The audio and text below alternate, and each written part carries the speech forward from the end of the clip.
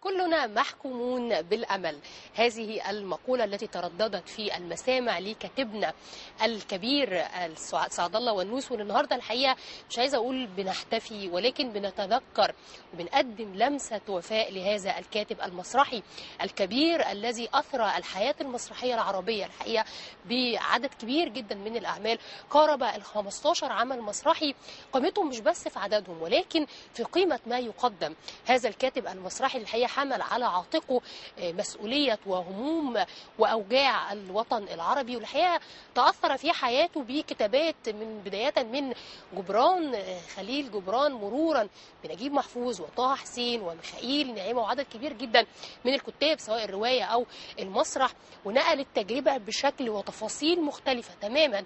رائد من رواد الحركة المسرحية العربية واللي بيدرس الحقيقة بشكل أكاديمي وبيدرس بشكل إنساني كاتبنا الكبير سعد الله ونوس. والنهارده الحقيقه احنا بنرصد اعماله وحياته بعيون سوريه، ومنورنا في هذه الفقره الفنان الكبير استاذ فراس نعناع الفنان السوري. اهلا بحضرتك. اهلا وسهلا. اهلا بيك. اهلا بحضرتك في مصر ومرور 22 عام على مرور سعد الله ونوس، ماذا بقي وماذا تقدم له اليوم من لمسه وفاء من خلال اعماله؟ الحقيقه مثل ما تفضلت في بدايه تقديمك، إننا محكومون بالأمل ولكنه ليس بالضرورة أن يكون نهاية التاريخ. عندما أتيحت الفرصة لسعد الله ونوس بإلقاء كلمة المسرح العالمي على ما أعتقد 96، فعلا إننا محكومون بالأمل ككائنات بشرية، ولكن أعتقد بأن الجملة منقوصة وهي ليست نهاية التاريخ. هو رد على ما أعتقد على المفكر الأمريكي فوكوياما عندما قال جملته الشهيرة بعد حرب الخليج الأولى بأنها نهاية التاريخ وغير. على العموم، الساحل الشرقي للمتوسط أو سدة المتوسط أنتجت الحضارة الفينيقية، وهذه الحضارة أنجبت من أقدم أبجديات التاريخ وهي أبجدية أوغاريت، وأيضا أنتجت أول نوتة موسيقية.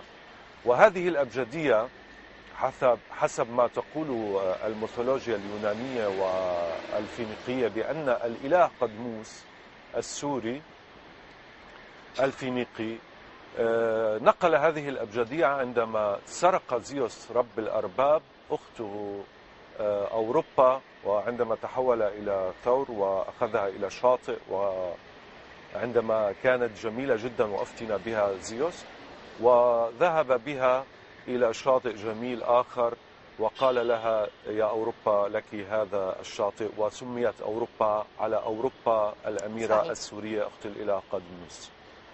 هذا الساحل يمتاز بتلال وهضاب، الساحل السوري الفينيقي أنتج العديد من الحضارة للبشرية، ومن ضمن هذه التكوينة على التلال والهضاب والجبال أنتج شخصيات إبداعية مفكرة، وعلى رأسهم سعد الله ونوس في قرية حسين البحر. والقادم من هذا الساحل أيضا أو هذه الجبال جبران خليل جبران الذي تأثر به سعد الله ونوس. وقرية حسين البحر هي قرية أو ضيعة بمفهومنا أو بالمصطلح الدارج، وهي كلمة على ما أعتقد أيضا سريانية ذكرت في الكتاب المقدس الإنجيل، أعتقد في سفر يشوع. ضياع أو ضيعة هي الأرض نعم. بالعموم، وأنتجت هذه القرية أو الضيعة كاتب وأديب أيضا حيدر صاحب الرواية المشهورة وليمة لأعشاب البحر، وأنتج هذا الساحل أيضا مفكر آخر أو شاعر سوري معروف على مستوى العالم اسمه أدونيس. طبعا. نرجع إلى حسين البحر. ولادة سعد الله ونوس 1941. في 47 خرج المستعمر الفرنسي من سوريا، وكان تشكل الوعي البذرة التشكل الوعي في خروج هذا المستعمر. في 48 حدثت النكبة، نكبة فلسطين، وكانت بمثابة الضربة القاسمة لعموم العرب، وعلى رأسهم ذاك الطفل سعد الله والنوس، متأثرا كغيره من أقرانه. درس وانتقل إلى الثانوية في مدارس طرطوس السورية، ثم أوفد بنى الوحدة بين سوريا ومصر إلى مصر لدراسة الصحافة. تخرج من الصحافة. قبل تخرجه حصل الانفصال بين سوريا ومصر، وكان قد تشكل. الحقيقة أنه هذا الانفصال أثر في حياته أعتقد بالسلب بشكل كبير. هو أثر نفسياً بالسلب عند سعد الله والنوس، كما أثر بالسلب عند الكثيرين من صحيح. الشباب الطامح والحالم إلى الوحدة. إلى وعي جماهيري واسع من المحيط إلى الخليج. فكرة نعم. القومية نعم. يعني كانت تراود هؤلاء الشباب. فتخرج من مصر وذهب إلى سوريا، وكتب عن هذا الانفصال على ما أعتقد في جريدة الآداب، ورجع وعمل في عدة مناصب، منها مثلا مجلة أسامة التي تعنى بالطفل والناشئة، ثم الحياة المسرحية، أسس الحياة المسرحية وكان رئيس تحرير، وشغل العديد من المناصب في تلك الفترة. وفي على ما أعتقد بال66 أتته منحة إلى باريس عاصمة النور لدراسة الوضع الثقافي أو الشأن الثقافي في باريس، والاطلاع على الفنون برمتها وعلى رأسها المسرح. ده كان سؤالي لحضرتك، لماذا المسرح في حياة سعد الله؟ المسرح عندما عاد إلى سوريا كتب مسرحية طويلة اسمها الحياة أبدا، وكان قد تأثر بمسرح توفيق الحكيم، وتأثر بعدة كتاب مصريين على رأسهم طه حسين، وكان قد قرأ الأيام، والعديد من الأدباء المصريين، كحال معظم الشباب العربي الحالم لفكر جديد تنويري، متأثرا بالمسرح الذهني، وكان قد كتب عدة مسرحيات تنتمي إلى المسرح الذهني. في سوريا كتب ليس فقط أو ألف المسرح في هذه الفترة، كتب عدة مقالات نقدية لعدة دوريات سواء في دمشق أو بيروت أو القاهرة، وأسند إليه أيضا عدة مناصب تحديدا في المسرح، منها على سبيل المثال المسرح التجريبي مسرح أبو خليل قباني في سوريا، وشكل هو والمسرحي أستاذي أيضا فواز ساجر الله يرحمه، الله يرحم الاثنين. نعم.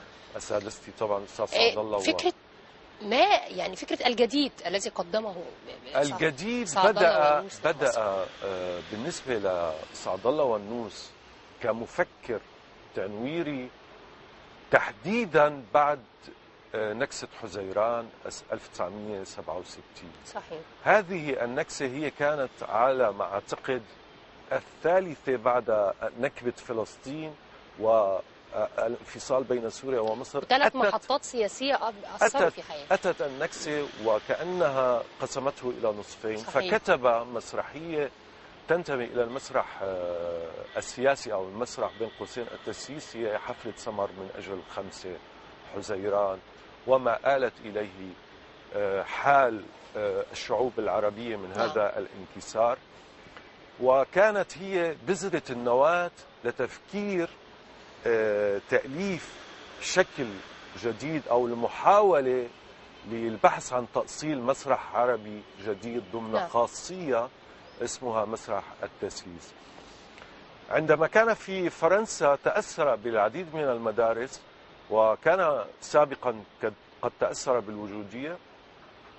نقطة التحول أتت بنكسة حزيران 67، وكتب ونظر في عدة مقالات نقدية لهذه النكسة، وعلى رأسها حفلة سمر من أجل 5 حزيران. فكرة التجريب أو المسرح التجريبي زي أيضا فيما بعد عمل مسرح التجريب، ولكن مسرح التسييس نجده في خلينا نسميهم مثلا المرحلة الذهنية لمرحلة سعد الله والنوس، ثم مرحلة التسييس والنهل من التراث التي ألف العديد من أو مجموعة أعمال على رأسها مثلا مغامرة رأس المملوك جابر، الملك هو الملك رائعته العظيمة، وكان لي شرف تقديمها كمخرجا في المسرح القومي السوري. إذا حاول من خلال بحثه في التراث العربي استنهاض بعض الحكايات والروايات وجعلها وكتابتها للمسرح بشكل عام. مرحلة التجريب أنا برأيي المسرحيين بيخلطوا فيها، هو كل عمل مسرحي هو بمثابة التجريب. صحيح. أعتقد أيضا إنه مفهوم التجريب بيختلف أو مفهوم نسبي. هو كل أشكال المسرحية تنتمي على ما أعتقد يعني إنه إلى التجريب، لأنها بعد أن تكون قد اكتملت هذه التجربة هي يعني تقارب الفكر التجريبي، وكل شيء في الذي يعني بالشأن الثقافي تحديدا المسرحي هو تجريبي. سعد الله والنوس ليس فقط مؤلف مسرحي وناقد، هو بمثابة المثقف العضوي المتأثر كما والمؤرخ، يعني هو أرخ لفترات طبعا. هو تأثر بالعديد من المفكرين والفلاسفة، وعلى رأسهم مثلا ابن رشد وتحديدا ابن خلدون، ونجد تأثره بابن خلدون تحديدا في المقدمة وال11 مؤلف في الأيام المخمورة مثلا. نجد تأثره بالمثقف العضوي أنطونيو جراماشي المثقف التنويري العضوي، والذي تأثر به الكثيرين في العالم مثل ميشيل فوكو وإدوارد سعيد في العالم العربي. ليس فقط أن يكون التراث هو جزء رئيسي، وهو أعتقد أن في بعض الكتابات أو الرسائل بينه وبين الأستاذة عبلة الرويني ما حال إليه المجتمع العربي برمته من المحيط إلى الخليج، وتحديدا حال المسرحيين الذي هو جزء منه، وكان يبحث دائما عن مسرح مؤصل أو البحث عن نواة لتأصيل مسرح عربي كما حال المسرحيين العرب. سعد الله والنوس يحتاج إلى الكثير من الدراسات والمقاربات، ويحتاج إلى حلقات عديدة أعتقد يعني. ولكن يعني في عجالة أنه سعد الله والنوس هو مفكر تنويري، هو مفكر مختلف، هو مفكر طليعي. كل هذه التسميات يمكن أن تسمى لكاتب مثل سعد الله والنوس. قراءة في بعض أعماله، يعني أعتقد أنه في فترة الثمانينات هو لم يكتب شيء، أو في بداية الثمانينات هو في حياته مر بمتغيرات، وكان منها السياسي ما هو يعني أكثر بكثير، وده اللي أثر في كتاباته بشكل كبير. المرحلة اللي حضرتك حابب تتكلم عنها واللي أثرت فيه كإنسان بشكل كبير، وخصوصا حضرتك عايشته وكنت أو كان هو أستاذك في المسرح. الحقيقة هو كحال كل المثقفين، أي مؤثر سياسي أو اجتماعي يؤثر في سلوكه وفي نتاجه، وهي المرحلة أعتقد اللي توقف فيها عن الكتابة هو كونه ابن ريف ساحلي جميل يرى غروب الشمس على المتوسط ويؤمن أن هناك غد وأمل جديد. وبما أنه يعني أخذ مهنة ثقيلة على عاتقه، وهي استنهاض التراث وتناصره مع الحاضر، أعتقد أنه هذه الفترة هي فترة تأملات فكرية ورجوع إلى التراث. صحيح. وأعتقد أنا في أحد المحاضرات في معهد الفنون المسرحية كنت قد حضرتها لقسم النقد، كان تأثره جليا في المقريزي المؤرخ المصري الذي عاش فترة المماليك البحرية وجزء منها البرجية. وكاتب رائعة خطط المقريزي. لماذا تأثره بالمقريزي؟ لأن المقريزي ينتمي إلى المدرسة السببية وينفي القدرية.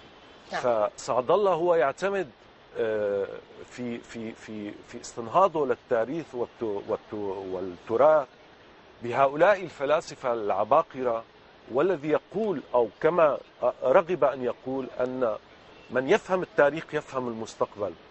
وإن في بعض الكتابات قال أنني أغرقت في التاريخ ولكن نسيت الحاضر، يعني هو انغمس في التاريخ والتراث ولكن كان يريد أن يؤسس لفكر فكر جمعي نهضوي عند الجموع، ولكن يبدو في بعض الحالات وفي بعض التأملات قد كتب وقال بأنني قد أخطأت لم أصب.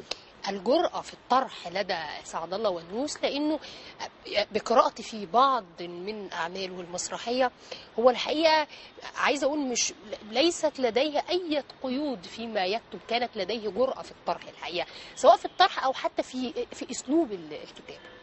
يعني هو أي مفكر يجب أن يقول ما يريد من خلال المنتج الإبداعي. سعد الله والنوس الفترة اللي عاشها في مطلع شبابه هي كانت فترة تنويرية، وكان اليسار المتقدم والمثقف يريد أن يفيد الأمة بهذا الفكر أو يغير في السلوك الجمعي لعموم الجماهير، وأراد أن يكون المسرح هو نواة لهذا التغيير. لذلك نحن نلاحظ في مرحلة تأثره بالمسرح الملحمي عند بريخت تحديدا، ومنشوف نحن في بعض الأعمال من ضمن الملك هو الملك مشاركة الجمهور أو كسر الجدار الرابع أو كسر الإيهام، وكأنه يريد تهيئة هذا الجمهور لكي يكون جمهورا فاعلا ويبحث عن نقطة التغيير في هذه الفعالية بينه وبين الفضاء المسرحي. مش بس كده، ده قراءة لواقع بعد عقود، لأن هذه المشاركة من المخرج للجمهور النهارده بعض المسرحيين بيقدموها، فإذا هو كان منه استقراء للمستقبل. طبعا هو فكره تنويري لا شك. وعلى سبيل المثال انه 2013 الكوميدي فرانسيز وهو يعني مسرح عريق في فرنسا قدم رائعته الإشكالية أيضا طقوس الإشارات والتحولات. هنا انتقل في مرحلة المرض من الفكر التسييس أو فكر استنهاض التراث إلى المرحلة الفكرية في مؤلفاته. لذلك نحن نلاحظ إن عملنا بعض التعديلات حتى في مسرحياته الذهنية أو مسرحياته التي اعتمد على التراث. نستطيع أن نقول أن الملك هو الملك هو نص عالمي يصلح لأي زمان وأي مكان مع بعض التغييرات. مغامرة رأس المملوك جابل تصلح لأي زمان ومكان. طقوس الإشارات والتحولات تصلح لأي زمان وأي مكان وأي مجتمع، والدليل على ذلك أنها قدمت في فرنسا. يوم من زماننا أعتقد أنه رجع بمقولات ابن خلدون في مقدمته عن تفكيك الحالة المجتمعية تحديدا، عندما وجد أن مثلا دور المثقف أنه غير فاعل، ووجد أن إحدى تلميذته بدأت تذهب إلى بيوت الدعارة وإلى آخره، وفي النهاية اكتشف أن زوجته. هنا نجد أن سعد الله والنوس في يوم من زماننا أعاد تفكيك المجتمع ورجع وعاش الواقع وهي مشكلات بنعيشها لحد النهارده وبنطرحها لحد النهارده. هنا ابتعد عن التراث، ولكنه ليس ابتعادا كليا، ولكن نجد أن دائما الدين الذي أو المتدينين اللي يأخذون عباءة الدين ويشتغلون عليها نجدها في أعماله الحديثة كالأيام المخمورة والتحولات والإشارات ويوم من زمان يعني معظم الأعمال عبر أيضا عن تجربة مرضه بالسرطان في إحدى كتاباته، أعتقد طقوس التحولات ولا عمل هو طرح هذه التجربة المريرة وتحدث عنها ودي الحقيقه يمكن ربما كان سبب توقفه عن الكتابه، ولا ليس لها علاقه؟ عفوا ما سمعت. تجربه مرضه، تجربه مرض الكاتب هو تجربة المرض اللي عاشها سعد الله هي أعتقد أنه كانت بمثابة شكل آخر من شكل المقاومة الذاتية الفكرية. ففترة مرضه أعتقد أنه كتب أهم أعمال قدمت لتاريخ الثقافة المسرحية. وأعتقد أنه إذا كان السرطان قد تغلب عنه، سعد الله والنوس تغلب على السرطان من خلال مؤلفاته الستة أو السبعة في المرحلة الأخيرة. وأعتقد أن سعد الله والنوس انتصر على كل سرطانات التخلف في مجتمعاتنا العربية من خلال إشاراته المنيرة في هذه الأعمال. كل أعمال سعد الله والنوس من الحياة أبدا إلى آخر عمل هي بمثابة انتصارات، ليس فقط على السرطان ولكن على العقل المستلب في عالمنا العربي. جميل جدا قراءة حضرتك في أعماله وكتاباته، ولكن أنا عايزة أتوقف شوية عند حياته الإنسانية وتجربته الحياتية، وفكرة كمان التجديد اللي عمله في المسرح سعد الله والنوس، سر بقائه إلى اليوم. يعني بنشوف طالب في معهد عالي فنون مسرحية يدرس ليهم أعمال سعد الله والنوس. سر بقاء هذه الأعمال، هل لأن كان عنده قراءة لمجتمعنا العربي النهاردة، ولا حضرتك شايف إيه هو سر بقاء أعمال سعد الله؟ أنا برأيي هو كزرقاء اليمامة، هو كان يرى تماما، لأنه كما قلت من لا يفهم التاريخ لا يفهم المستقبل. هو كان قارئا ناهما للتاريخ والتراث، وفهم التاريخ والتراث باكرا، وحاول أن يسقطه على جل أعماله. الحقيقة أنه سعد الله والنوس كقيمة فكرية إبداعية تنويرية بقيت إلى الآن لأنها مختلفة عن السائد الرائج في المسرح العربي، وليس فقط في المسرح. هناك بعض الدراسات النقدية لسعد الله والنوس، وتحديدا عندما شغل منصب القسم الثقافي في جريدة السفير مع طلال حيدر، كان بعض التنويريين العرب يعني كان في حالة من الحراك الثقافي. يعني كان في الغرفة اللصيقة بجواره ناجي العلي رسام الكاريكاتير الشهير، يعني كان صديق لمحمود درويش الشاعر الفلسطيني الجميل.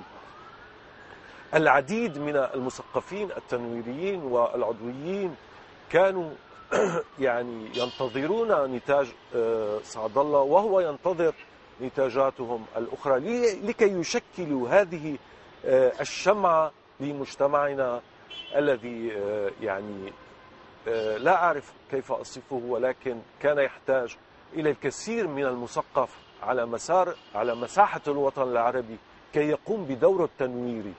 وبيقول في بعض كتاباته النقدية أنه المثقف حاول في بعض الأحيان أن يكون سلطويا وإن لم تعطى له السلطة. و يعني هذا المثقف العربي لم يستطع أن يلامس هموم وقضايا مجتمعه كما يرغب. هو حاول هو ومعظم جيله أن يحرضوا هذا المجتمع ويصبح عند هذا المجتمع أو هذا المتفرج عصف ذهني ويفكر معه ويصبح فاعلا. ولكن للأسف ممكن أنه في مرحلة السبعينات والثمانينات لأوائل التسعينات، يعني أنا ملامس يعني هذه الفترة وعشت تحديدا، حاولت بعض الجموع من الجماهير أن يعني تكون فاعلة مع هذا المسرح أو مع هذه الثقافة، ولكن في الأخير اختفت كما اختفى دور المثقف والكاتب المبدع في حركة التنوير. لذلك هو كمان يعني إذا بنلاحظ في مسرحية الاغتصاب أيضا بعد، والتي أثرت به أيضا كثيرا، وأنا حضرت مسرحية الاغتصاب، بعد الانتفاضة الأولى الفلسطينية، وكان يريد أن يقول أنني أرى اليوم الحالة المجتمعية أو تحديدا الحالة الفلسطينية أو حالة الصراع العربي الإسرائيلي بمفهوم آخر. نعم. لذلك هو لم يقف عند نقطة محددة من مساره الإبداعي، بل دائما كان يتجاوز نعم. ويتجدد ويقدم نعم.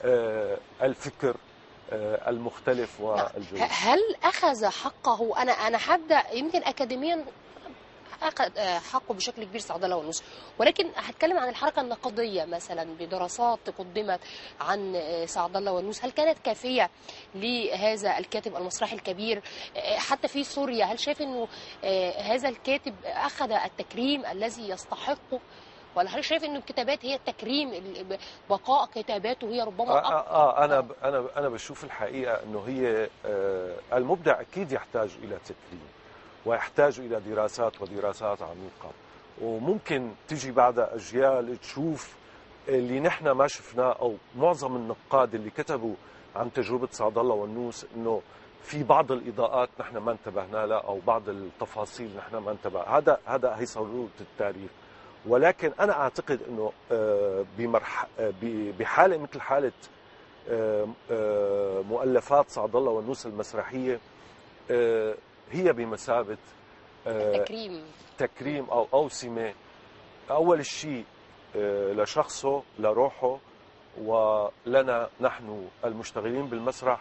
ولو أنا واحد من الناس كنت جاحد وابتعدت، وهو بيوصف هذا الشيء ويقول أنني ابتعدت. يعني في أحد المهرجانات، أعتقد في مهرجان قرطاج، يصف بعض التفاصيل أنه بقتامة وسوداوية وضبابية وحالة من الرمادية التي يعني هو كان يكرهها، أنه كيف وصلنا إلى هذا المستوى من التردي حتى في عروضنا المسرحية التي يعني لم تعد تصلح لأي زمان وأي مكان. كان وضع المسرح في فترة من الفترات يعاني من أزمات ونظر لها الكثير، وما زال يعاني للأسف. طبعا ولكن يعني كمن يعني يشعل شمعة في ظلام دامس.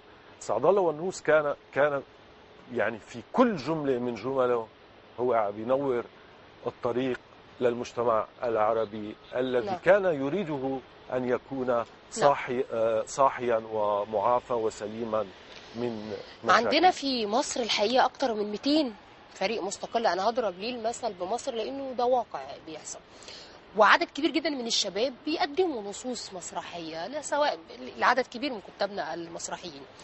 فالحقيقة ان هم بيقدموا النصوص يقول لك معالجة إخراجية أو معالجة مسرحية، وبالتالي بنشوف انه لا، يعني انا لما اشوف نص لكاتب كبير زي سعد الله والنوس بيقدم على المسرح الان، اعتقد انه هو ممكن يكون مش راضي. لو هو موجود دلوقتي لن يرضى عما يقدم في هذا العمل. من ما اعرفش حضرتك بتقراها ازاي من خلال حتى مشاهدات حضرتك. الامانه ضروريه في كل الحالات.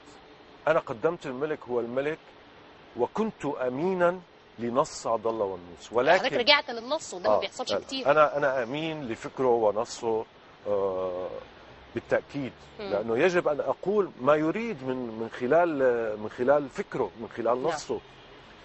أن أضيف بعض اللمسات هذا يعود على المخرج المثقف الذي يضفي لمسة إبداعية أخرى تفيد النص.